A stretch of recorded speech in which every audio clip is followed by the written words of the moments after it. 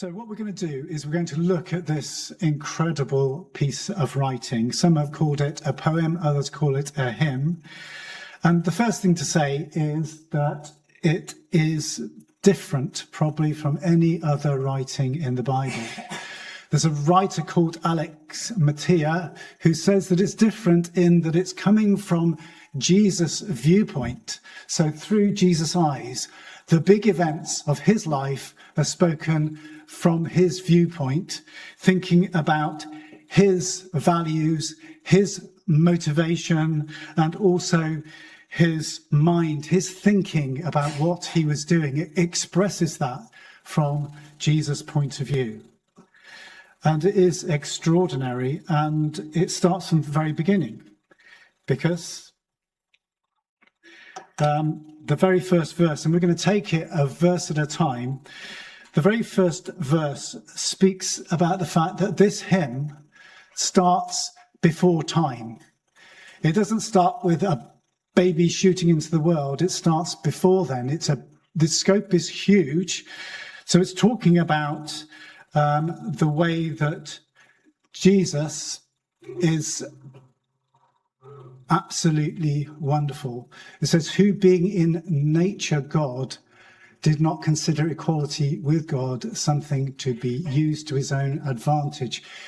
And if you look at those verses, it says, who being in very nature, there's another word for nature, and it is form. And I find it quite helpful sometimes to think in material terms. Form is like you have something on the outside, so it's a shape, but then it's full of something. So in the outside shape, Jesus was glorious before he entered into the world. He was absolutely glorious, and his shape was like a radiance of the sun, in fact, greater than the radiance of the sun.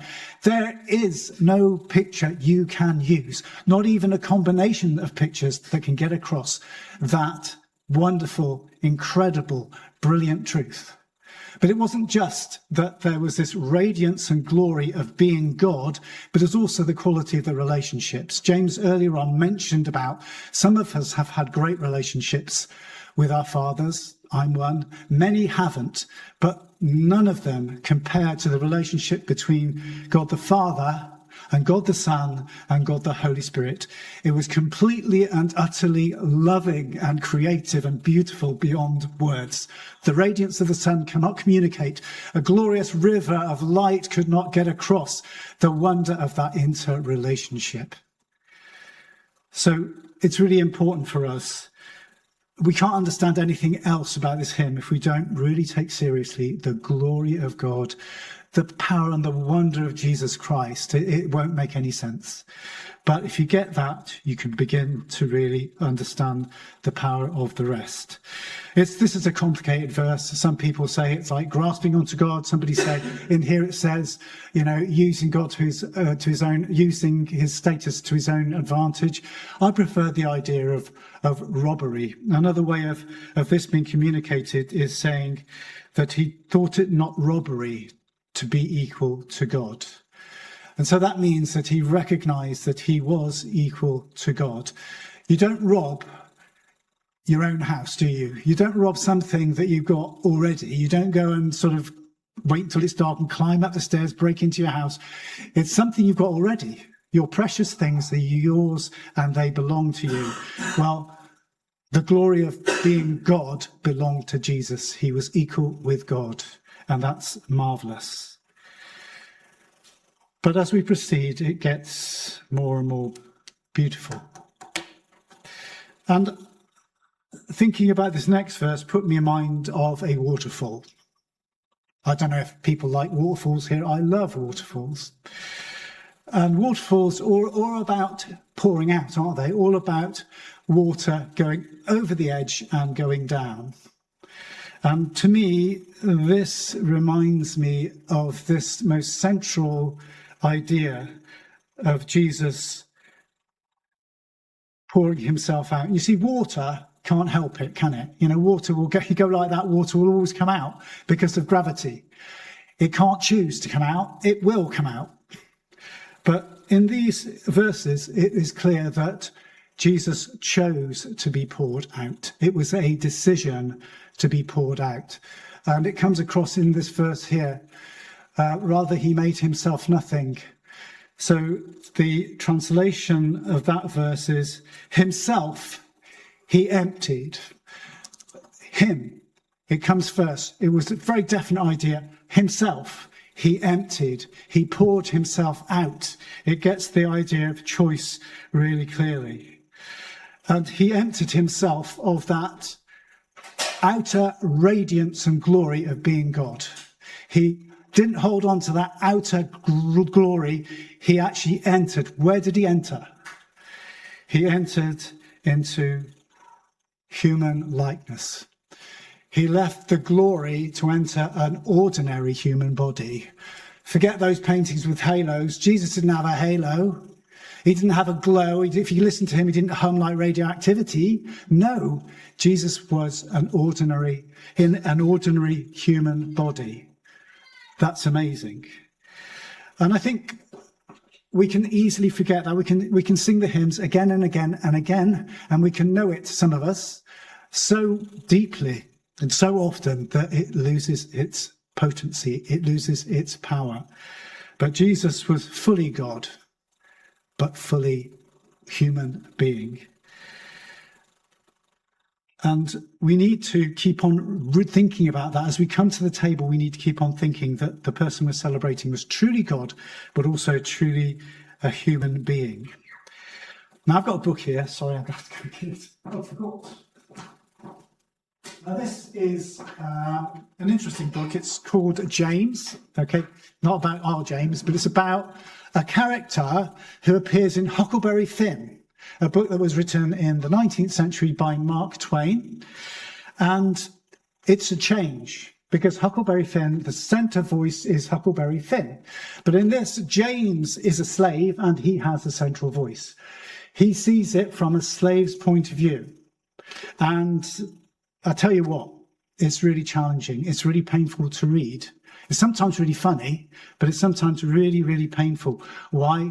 Because it speaks of what it was like to be a slave. There are lots of examples. It goes down the Mississippi River, and it's a dark, dark story as he goes down the Mississippi River, running away from white people who are going to kill him because they think he killed Huckleberry Finn. But he didn't, because Huckleberry Finn's with him. So he didn't. But the fact is that what you get across is how terrible it was to be born into slavery. The way that he was flogged, the way that he had to pretend to be really dumb, like all the slaves. Yes, master, I'll do it, master, you're good master. He had to do that. Even though he was intelligent, even though he was a devoted husband, even though he was a loving person, he was in the form of a slave. And the sad thing about the book, and it's hard for a Christian to read, is that some people who persecuted him were Christians. And it makes it hard to read. And I think the writer and also the personality of the writer is projected into James, lost his faith and didn't believe, because how can a God of love behave like this? If they follow Jesus, how come they do this to us? There can't be a God. But the next verse, or in fact, no, this verse here, what does it say? It said, rather that he made himself, Jesus made himself nothing, taking the very nature of a servant. The word servant can be interpreted slave. So it may be that sometimes, all of us may feel this sometimes, that we'd sooner that we weren't born into this. It could be an illness. It could be a really savage and awful relationship we've had in the past. We'd not choose to be born into this. Just like James would not want to choose to be a slave. And sometimes we can think, how can God care? He seems so distant. He seems so far away. He seems like one of these rockets that fire these AIXF missiles and they go straight from a distance and they seem to hit me. You may think that. And many people may feel that and genuinely feel that. But it's not true to say that God doesn't care, because he became a slave. He took on the status of a slave. And you see him, you just have to read the Gospels. What does he do? He goes round to those who are broken, and he gives hope, he gives encouragement, he heals, and he often asks the servant question. What is the servant question? It is this: what can I do for you? Not, I am mighty God, this is what you can do for me. It is, what can I do for you? It's so stunningly beautiful. He was a servant, a slave for the broken, and for us as well. So we haven't got there yet. We haven't got to the end of the journey, because it gets darker still. And these are a couple of pictures of crosses that we use to illustrate, on the one hand, how dark the cross is. He was found in appearance as a man, but he humbled himself by becoming obedient to death. Now, you and I can't choose to die. In some ways, one way you could say, well, you can commit suicide, and that's a terrible thing, and I'm not diminishing that. But we will die anyway. Every one of us will die anyway. But Jesus had to choose to die. He had to choose something that had no power over him at all, because he was perfect and he was immortal as God, but he chose to die. But he didn't just choose to die, he chose to die in an awful way, obedient to death, even death on a cross. And that wasn't just the physical death, the agony, but it was also the split in the family. That perfect relationship between the Father, Holy Spirit, and God was broken on the cross. That is why he said, my God, why have you forsaken me? That was a genuine and real question, because there was a breakup in the family, glorious family relationship that took place there. And the disciples thought, that's the end. They had hopes, but there was no hope now. They were hopeless. They were broken by this. The enemies, the Pharisees, they thought, great, problem solved, problem gone. Our competitor, our adversary has gone. We've defeated him. How wrong they were, according to this hymn. Because what we get now is the mind of the God the Father on this whole thing. If you remember the Xbox, the Xbox advert, it all comes to a crashing end in a tomb. That's it. Live for fun. Live for your Xbox. Just do what you want. Be happy. But that is not the end. These verses show that it is a time of exaltation after the glorious and beautiful and the loving descent. And these verses are all about God's view, God's thinking, God's attitude towards what his Son has done. And it says that, therefore God exalted him. Seeing all that he had done, seeing his attitude, seeing his love, he exalted him to the highest place and gave him the name that is above every name. And that matters. It's not just an identification. This is Jesus. It is Jesus Christ the Lord. And that means that he is God and he is exalted. And he is the glory of the Father as well.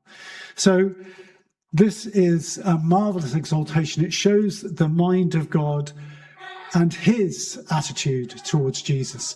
And it says that every tongue will acknowledge that Jesus Christ is Lord. It says also that every knee will bow, that he will be the focus of universe throughout worship throughout the world. And do you know what? We need to feel the weight of that. You know, you wake up in the morning, okay? You may go to work, you may do something else, you may go to the park. Every person you see on that journey will bow the knee to God. Every person you will see will declare that Jesus is the Son of God, the glorious one. Everyone. Every person you see at school, if you're at school, at college, if you're at college, everyone. Every person you have ever seen in London, in big cities, every person you've ever seen, they will bow the knee to God. Have you thought about it that way? Everyone, every single one. But the wonderful truth is that all of this exaltation was prophesied 700 years before. That means to us 14th century. And we find that this whole thing was a plan from God from the beginning, from 700 years before. And we find the great and wonderful, good, bright news of the cross, and that is that it's about salvation. If you notice Isaiah 45, it says, "Turn to me and be saved, all you ends of the earth, for I am God, and there is no other." And it also says, "Before me every knee will bow and every tongue will swear." 700 years ago, before these things happened. And it shows just the wonderful saving plan of God. But it also shows why Jesus came in the way he did. It also shows why he chose to empty himself of his own glory, why he chose to become almost like a slave, why he chose to die. He did so to save us from having to do so. Because these verses in 53, that famous chapter, it's all about a wonderful swap where Jesus made these choices to save us from the eternal death. And that is so wonderful. So he poured out his life unto death, and he was numbered with the transgressors. For he bore the sin of many and made intercession for the transgressors. He wasn't just a slave, he became likened to a transgressor. And there's this incredible swap. But what do you think about this? We will all stand before the throne of God, but what do you think about it? Have you made a choice? Because it's really important to make a choice. Do you choose to live for yourself? Do you choose to put the crown on your own heads, thinking, I will make my decisions, I will go my own way, and if that means I live for entertainment, like the Xbox cross, you put your mark there. But if you see all that Jesus has done for you, if you see that he became a human being, even though he was utterly glorious, if you see that he became a slave to everyone, if you see that he died for you, was flogged for you, if you see that he gave himself utterly, poured himself out for you, then you put your cross where it should go. So that is an application for people who may not have done that yet. And if you haven't, please do. Because life is short. Finally, just an application for us, for people as Christians. There are 3 stories, quick fire, that come straight after this hymn, and they all speak about following the Master, imitating Jesus, pouring yourself out. Just look at the verses. The first one is about Paul. But even if I am being poured out like a drink offering on the sacrifice and service coming from your faith, I am glad and rejoice with you. He poured himself. He saw the greatness and the glory of Jesus. He believed in the cross and he poured himself out for other people. And then Timothy, he was unique. He was different to his others because he poured himself out for others. I have no one like Timothy who will show genuine concern for your welfare, pouring himself out for other people, other Christians and others outside because of his love, because he saw that Jesus did that for him. And then finally, Epaphroditus. He was somebody who got really sick serving Paul and doing it for the Philippians. He got really sick. He almost died. But this is what Paul said about him. He risked his life to make up for the help that you yourselves could not give. He risked himself. That means he gambled. He risked him. He poured himself out. He didn't know what was going to happen next. He almost died. And what a place to finish. Because we need individually to respond and to bow the knee now. We also need to serve each other too. And that leads us on to the communion. Thank you for listening.